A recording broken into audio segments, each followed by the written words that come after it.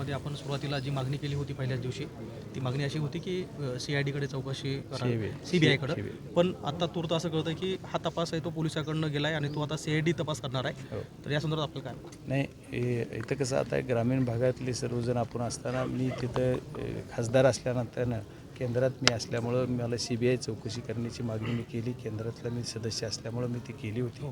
पण इथं जी सर्व मॉब बसला किंवा जी गाववाले सगळी जी सर्वांची इच्छा तीव्र होती, प्रत्येकाला CID CBI ह्याच्यातला एवढाही माहीत नसतं. त्याच्यामुळे कुणी CDI म्हणेल, कुणी SIT म्हणेल, हा विषय वेगळा आहे. पण शेवट सगळ्यांची इच्छा काय आहे, तर आम्हाला मारेकऱ्याला शिक्षा झाली पाहिजे आणि तो अटक झाला पाहिजे. हीच प्रामाणिक भूमिका आहे, बाकी दुसरी कुठली नाही.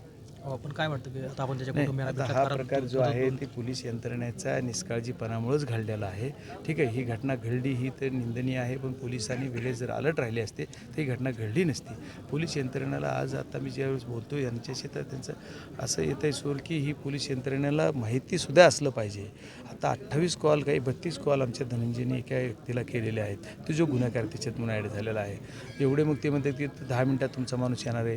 तुम्ही 10 मिनिटात उचलताय, 10 मिनिटात येणार आहे म्हणतात. किती वाईट आहे. जर आपल्याला सुद्धा माणूस म्हणून वाईट एवढं वाटतंय की असं नाहीच व्हायला पाहिजे यार. इतकं मग त्याला त्याचे फार डोळे काढून मारलं यार. काय केलं होतं त्याला एवढं, म्हणजे एवढी वाईट क्रूर हत्या केली.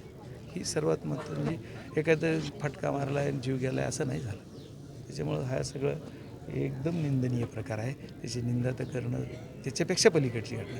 आणि ह्याला जर कोणी राजकारण म्हणत असेल तर नको ही सगळं. या घटनेतील